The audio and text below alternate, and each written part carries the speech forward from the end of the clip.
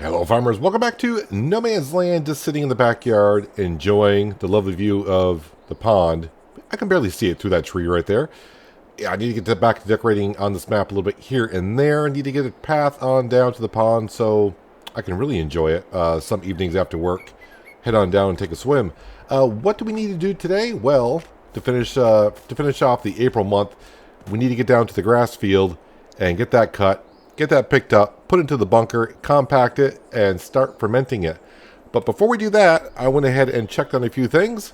We need to head on down to the store. I already brought the Fendt 1000 on down here because we're going to sell that. I did check up at our workshop, and yeah, selling at the workshop and selling down here, I'm getting the same price. So I was trying to see if I actually got a better deal down here than I did at my shop. It is still a better deal, so you can see it's like 64.6. Selling it at a workstation. If you just went into here, no, I need to go to my garage, and then here, I'd only get 58.7 for it. So still bring it to a workshop is better. But we're going to go ahead and sell this Fendt. Sell it as is. Yep, we're fine with it. That gives us 313,000 because I was very interested in getting this tractor right here from Stevie. And luckily, he updated it a while ago when Precision Farming came out. But it's a Deutz-Fahr Series 9 TTV. So a couple things we're going to go ahead here. We're going to go with a Warrior package. But we're going to change the color here. We're not going to leave it black. I do want Trelleborg tires on there because we're going to go see if I can find it here. Because there's a lot of different ones here. Nope, not that one.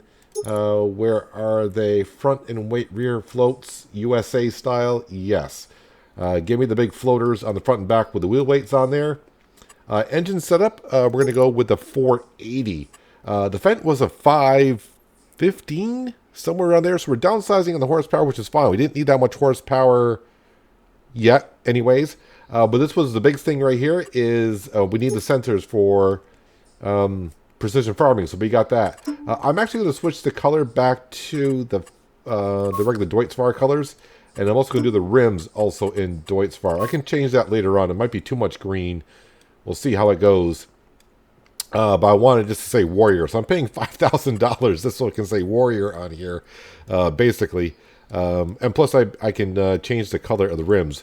But we're only looking at, wait, where's that price over here? $279,480 is what we're looking at. So that's not too bad.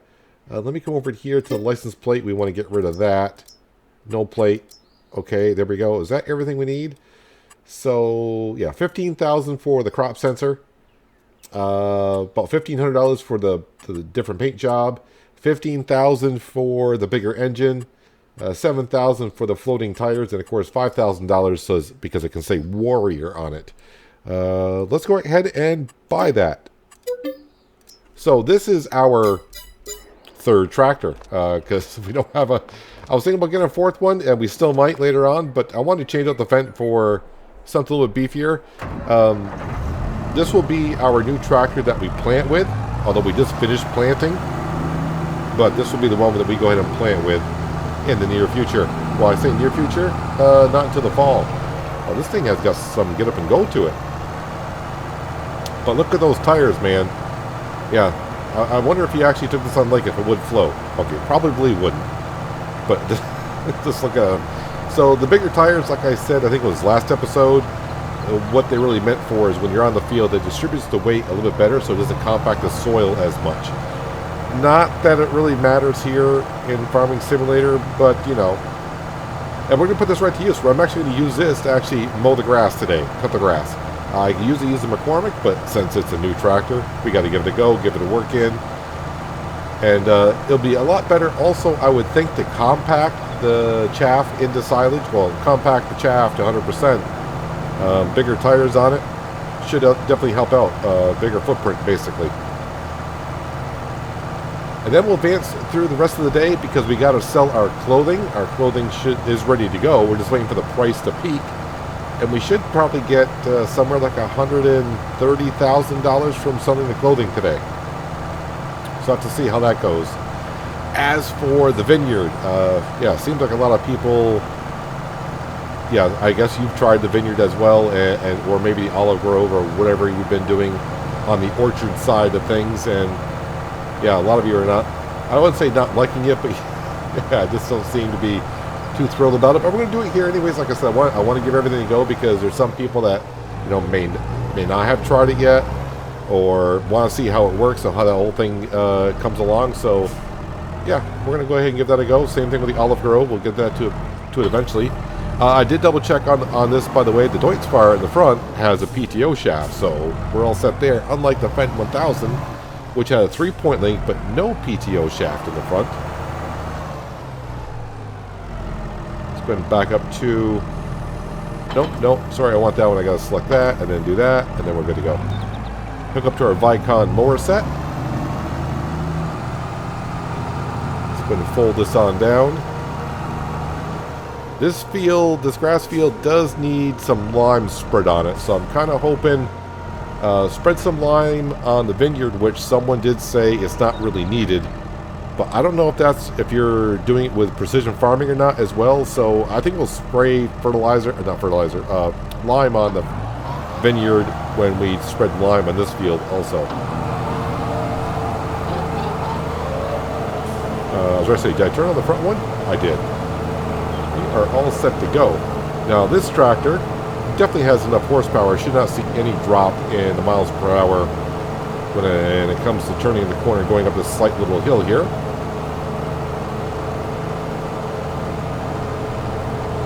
But we're in, I shouldn't say desperate need of silage. I mean, we went and bought some a couple months ago for the cows, and we got plenty to get by for a couple more months, I would think, if you want to count this month and next month.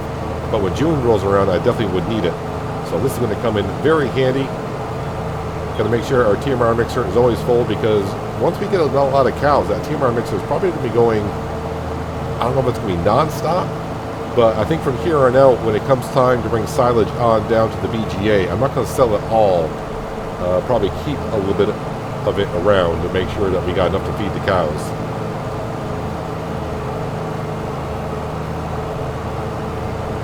Yeah, so the only thing we got left to do this month here is, like I said, take care of the grass field, sell the clothing, and then we'll start advancing through the months. We'll check on the vineyard now and then to see what needs to be done. When I plowed the vineyard, I think that was last episode, yeah, someone just said if I waited, I could have actually mulched and plowed at the same time. I have not looked at the horsepower requirements of both the mulcher and plow. If I ran it together, if the Landini can handle it, but apparently I've been told it can. So yeah, next season when it comes, you know, we'll just wait until mulching and plowing comes up together, and then we'll do it in one pass, and that will save wear and tear on the Landini just by going around once instead of having to plow, then wait a few months and then mulch.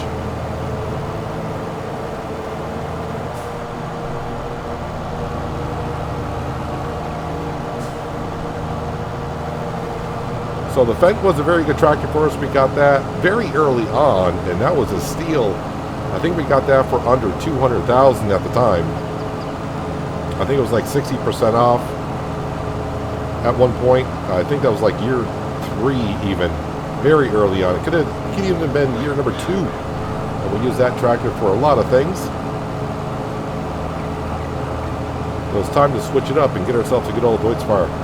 As for getting the 9R, the John Deere 9R or the Fast Track, we'll have to wait and see how the rest of the season goes. I know last season I was saying, yeah, we need 4 tractors, but then someone said, yeah, why don't you just get a trailer for the Mack Anthem, and now free up your tractor. And I was like, you know, that's a good point. So we did that. So when we go to harvest this year, it shouldn't be as busy, I would think.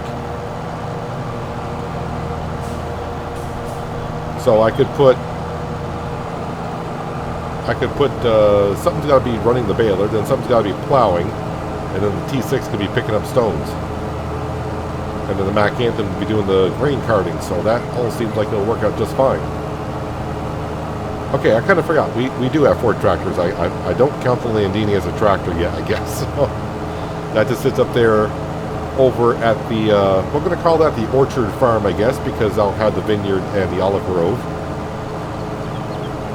I just don't feel right putting I know a few times, I think last episode, a couple of people like, it's a vineyard, not an orchard. Well, it's under the orchard category in the construction tab, along with the olive grove. So if I say orchard, it's because it's part of the orchard package, I guess. But yeah, we can call that the orchard farm. I think I did see somewhere, though, where someone did come out with, and I think I may have talked about last episode, of a production chain that goes along where you can put down fruit trees and collect fruit and make like apple juice, orange juice, so on and so forth. That was kind of a mod in 19. I think I actually did a little bit here on the No Man's Land series in 19, where we put down, I may have put down actually plums and pears or something like that. I forgot what it was, but there was that type of fruit trees, but I don't think we made like the juice from the fruit. I think we just went ahead and grew those fruits and sold it at a shop. But that was like at near the end of the No Man's Land series in 19.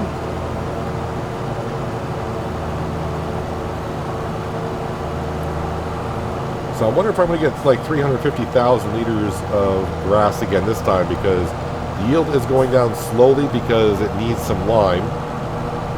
The pH value is a little bit off on this field.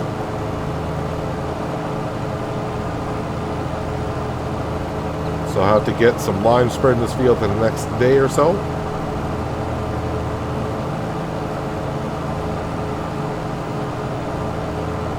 So we get a yield production back up. Then, like I said, we'll go over to the grapes, the vineyard, and spread some lime on that, because the chart says it's a little bit low on lime. Well, at least when I'm standing in the vineyard, it says I'm low on lime. I should go to the precision farming page and see what it says. Yeah, let's go ahead and do that while I'm thinking about it. Let's go to precision farming, and we're going to come down here to our vineyard. And if I go to the pH level, so it does show it, but it doesn't show me what the target is. But when I walk in the field, it shows that it's low. So probably, for what lime costs, we'll put it down.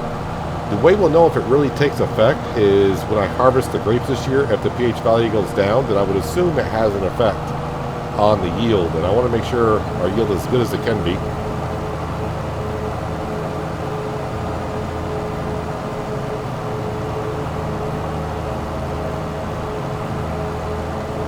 We should be good. Yeah, we should be pretty good here in a few minutes when we use the forage wagon or loading wagon. So I did go ahead and buy a lot of silage additive. I think about 3 planks. And that should be good for the years to come.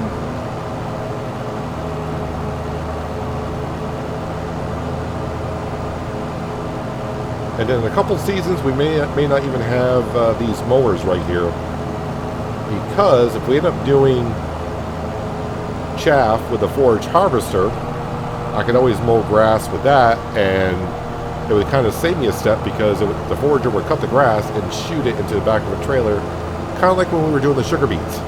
We can do it the same way that way. So it'll save me a step from going over the field and cutting it, and then going back over it again later to pick up the grass.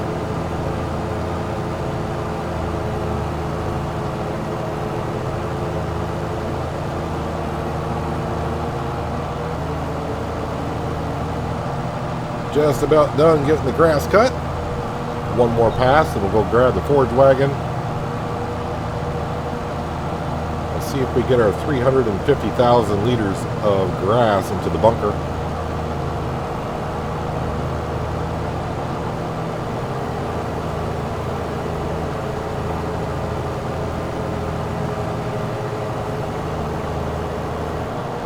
And there we have it. Nope, wrong buttons. Let's turn that one off.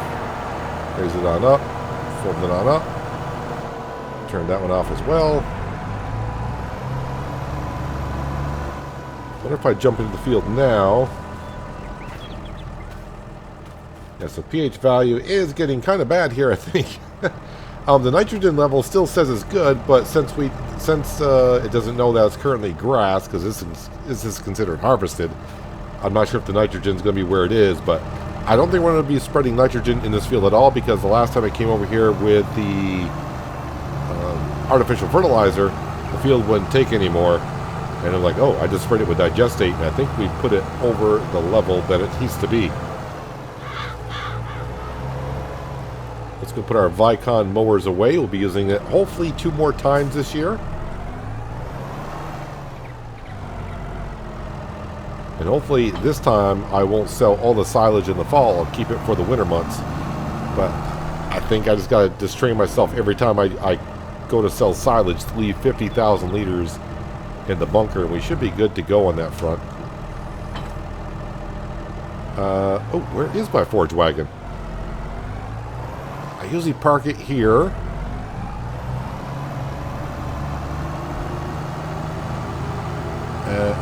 The T6 has it because we went down and bought silage and I was putting it into the mixer. That's where it is.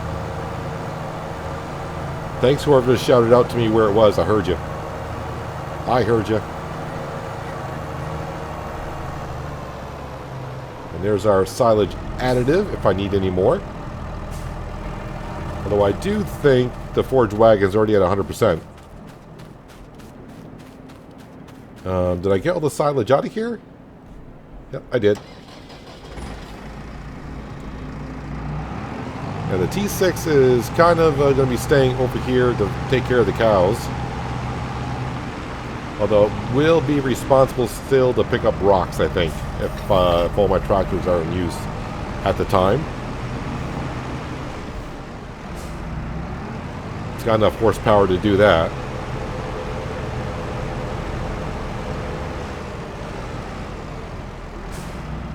Right, park that there.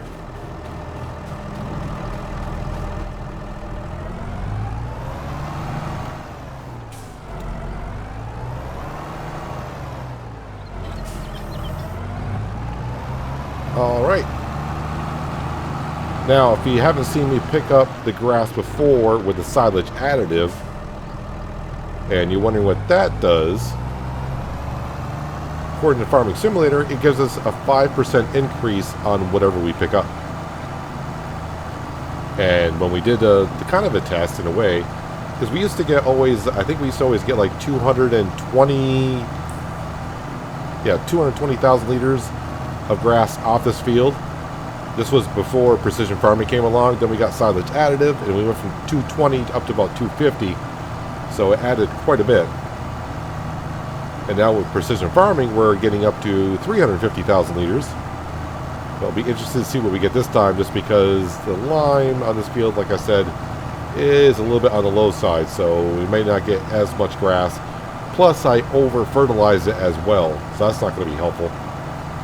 But I still think we were around 115% of the potential 225% yield off this field. So it's not too bad.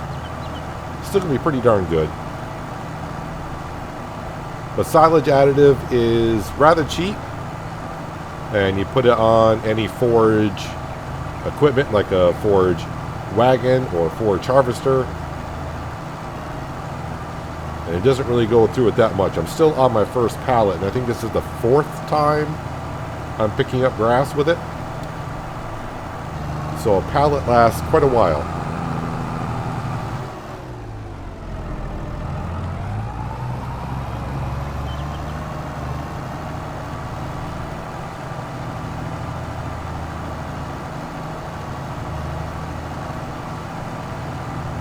So hopefully this is my first load of 5 full loads and then a little bit of extra.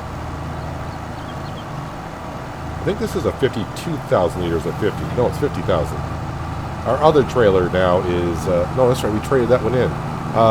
Yeah, the trailer for the Mac, I think, is actually 58,000 liters.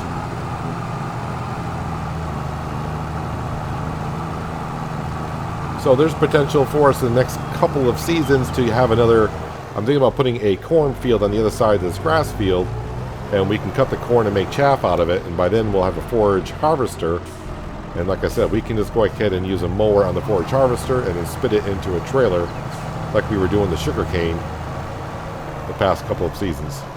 I gotta remember, I can't get that close to the wall because we got these balloon tires on here.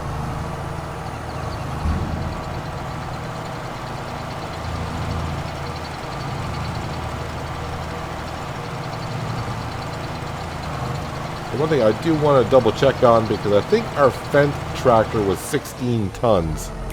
I wonder how much the Deutz-Fahr weighs. 12.2, so it doesn't weigh as much. So even though I got the bigger tires on here to help us compact the grass, the Fendt did weigh 4 tons more.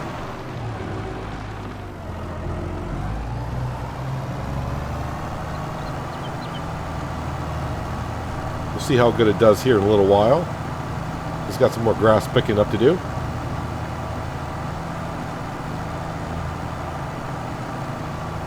Yeah, I do hope, by the way, I forgot to mention as well, I hope this video is going out if you're watching this live. Hopefully it does go on Thursday. I'm recording this on a Wednesday, the night before. I usually like to record it 2 nights in advance just because it gives YouTube a chance to render it into 4K. Yeah, there was no video on Wednesday just because real life stuff got in the way and I didn't have time to do pretty much anything for YouTube stuff, so I had to skip a day, which is like the first time I had to do that in a long time. But hopefully this video goes out on Thursday, so it's not 2 days in a row. Yeah, I had about 2 days of not getting any recordings done. Yeah, hopefully I'm back into a normal schedule for myself. So this video might be shorter than the 1 hour. They've been 1 hour recently. I've been trying to actually cut back on the 1 hour videos because it is quite a long video actually to sit down and watch. Most people, mainly like a half hour is what most people will watch it for. 1 hour is quite a long video, but I know a lot of you out there do like the 1 hour videos, so this one might be a little bit shorter than they have been. But every time I say it's going to be a shorter video, I go to edit the video later on, and it turns out to be just as long as they usually are. Alright, so this is the second load I'm getting ready to bring on over to the silage pit.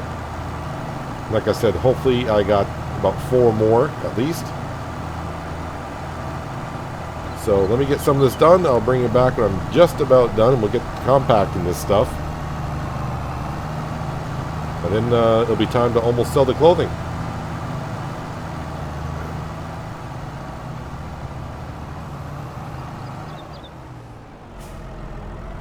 Another way to help compact your grass or whatever type of chaff you're putting into your silo bunker is before you dump your last large load in, you can always use that as extra weight and more wheels to help compact and just make it a little bit faster. We are going to be shorter than normal on the grass this cut. As you can see right now, we got 250,000 liters in the bunker, and of course I got 50,000 liters in the trailer, and I got a little bit more to pick up. So we're actually going to be under 300,000 liters. Under 350,000 liters on this cut. So we definitely got to get some lime back in here. We're going to be short by like 25, maybe 30,000 liters of grass, it seems like. So that's quite a bit. All right, we're at 93%, so let me go ahead and we'll dump this on in here. So already being at 93%, not going to take me too long to compact the extra 70,000 liters I'll be putting in here. But just the extra weight and of course the extra tires are going to help me on out compacting this. That's 300,000 liters, and this is what we basically got left here. And I will say, it's almost like the perfect field for our silage additive because I can pick up all this grass and not have to stop, swing by, and fill up. Not that that's a big deal because it takes a few seconds and the pallets are right there. But it's almost like the right measurement for the forage wagon for the field that we have. Yeah, so I'm thinking maybe in the future, maybe this fall I'll start working on, or maybe even this summer, we'll start making a cornfield straight ahead, or just a field in general, and then in a season or two we'll start planting corn and use a forage harvester and cutting up corn to bring on over just to sell a whole bunch of silage if we want to.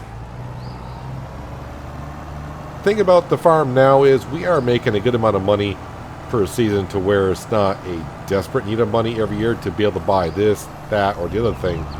We're doing fine. Doing just fine. So yeah, we're gonna end up with 315,000 liters. So 35,000 liters shorter, less than normal. I think 350-ish is what we've been getting once we started doing precision farming and that kicked in. So I'm gonna just dump this in here. And I'll probably, yeah, I'm gonna go put the forage wagon away. Only because it gets a little bit more when it's empty, without the extra weight into it. I mean, the tires do help a little bit, more tires.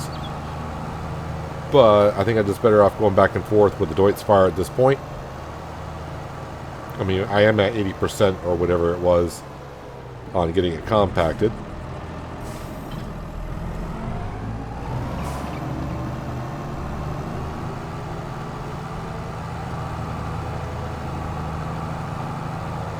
Still got a lot of trees to take care of. I'm actually thinking, I probably mentioned this before, but I kind of forgot. I'm actually thinking about putting down another sawmill, because eventually I would like to get a tree harvester and the logging trailer that we've been using, the autoloader, and just start cutting down a lot of trees, because there's a lot of trees I still need to cut down and get off the map, if you will, so we can go ahead and do what we need to do around here. And the sawmill that we currently have, I don't want to say only holds 100,000 liters of wood, but yeah, we got much more wood to put on in there. And it's going to take a while. So I put down the second sawmill. I don't know how much it holds or whatever, but yeah, it produces planks. So we'll just probably sell the planks straight up. I'm kind of hoping that would be compacting at this point, or dispersing a little bit. That mound I got there. I'll try not to go right over the center of it. Yeah, the Fendt 1000 was 4 tons heavier than this. But that's alright.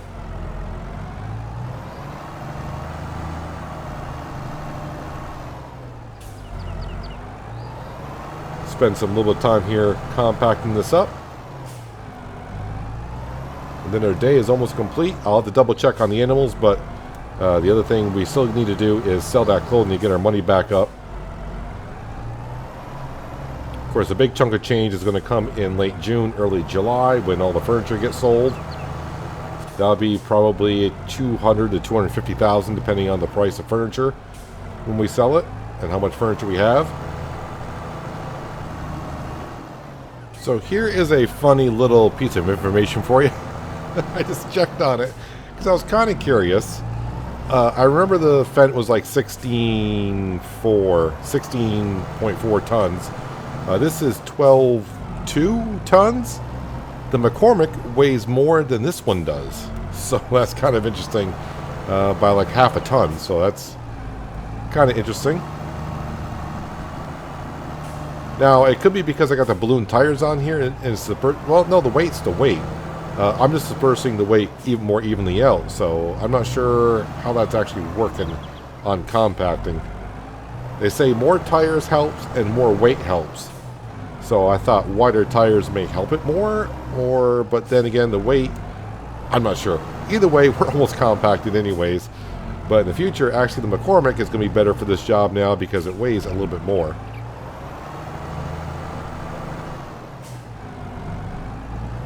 So when it comes time to selling this tomorrow down at the BGA, I'll be bringing 250,000 liters down. I'll keep the rest. Cover that up. So another thing that we might be doing with all that sugar beet, yeah, the whole sugar beet thing. The Big Red Barn can actually make sugar from sugar beet. So what I might actually do, but it's going to take a while because we got a whole bunch of sugar cane in our sugar mill. Once that gets done processing, I might go ahead and sell the sugar mill down there. And when we need sugar in the future, we can do it from the Big Red Barn, but that only does it from sugar beet only. But then we can take our sugar beet and put that sugar beet into the BGA, which will chop it up into chopped sugar beet, which will then disperse the chopped sugar beet to our fermenter. And that process should work fine there. While we're sitting here idling, no, that's the wrong button. We need this button here. Let's find our clothing to see what the current price is. Did I go buy it yet? I think I might have. I did. There it is, clothing. That is actually pretty darn close, but the price is still rising. So, I'm going to let time pass a little bit here. Another thing I'm going to check on. Yeah, there's still nothing here. I'm going to let time pass. What I see again will be the Mac Anthem with our trailer loading up the clothes to go somewhere. And we'll sell all that, and that'll wrap up the day.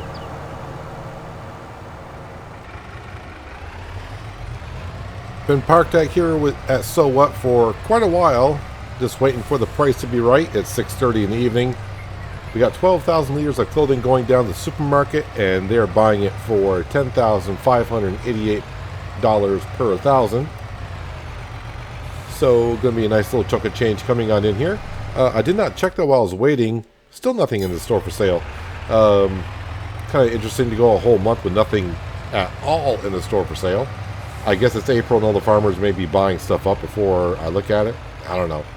That's what we'll go with.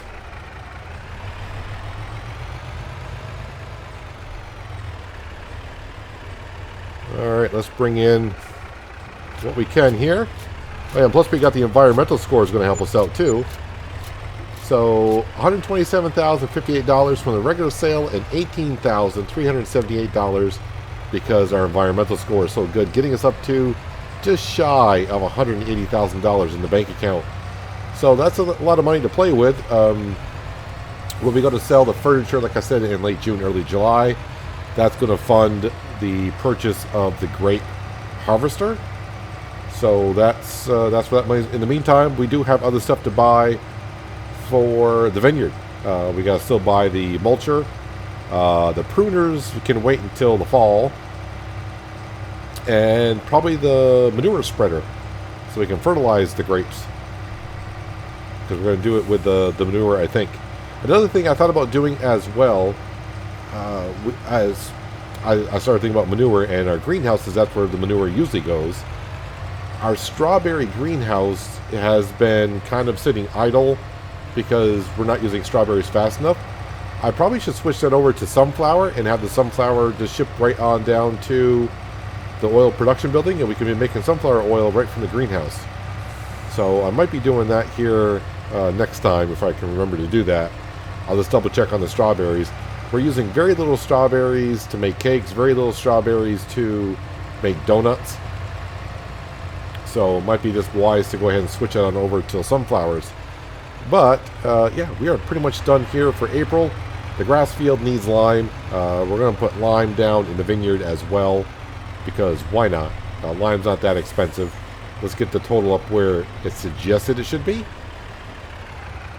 But today, yes, we bought ourselves a Deutz-Fahr this afternoon. Traded in the Fendt for the Deutz-Fahr. As for what our next tractor would be, like I said, the 9R probably will get here eventually. It's going to be a while before we get there. Who knows? It might probably come up for sale here in the next 5 minutes, and I won't have the cash for it, but so be it. But our animals are all set to go for a couple of days. I just fed the cows just to make sure they had enough to go, because I want to see what our situation was with a TMR mixer. And TMR mixer is now turned on and producing what it can, what's left of it. But by tomorrow, by noon-ish, somewhere around noon, that chaff should be all silage, and we can sell 250,000 liters. Well, we don't sell the silage at the BGA. It ferments it into energy. We sell the energy. But that'll be tomorrow. We'll start making money off of that. And in the distant future, like I said, I think what we'll do is we'll sell the sugar mill once we produce all the sugar cane. That could take a year plus to do that. And once we get all the sugar out of there, when we need sugar, we'll produce sugar over here just by doing sugar beet. And then the sugar beet I got, we'll probably just bring that to the BGA and get some money from there. But yeah, we are pretty much all set. It's hard to see. Yeah, this grass field definitely needs some love with the lime. So that's one thing we don't have is a lime spreader. So maybe I'll spend some of this money on a lime spreader. We'll see. Maybe we'll get lucky and it'll come up for sale tomorrow. Who knows? But only time will tell. But that's going to do it for today, guys. Hopefully you guys did enjoy the episode. I do appreciate you watching as always. I'll catch you again right here in No Man's Land. But until then, Have a good one.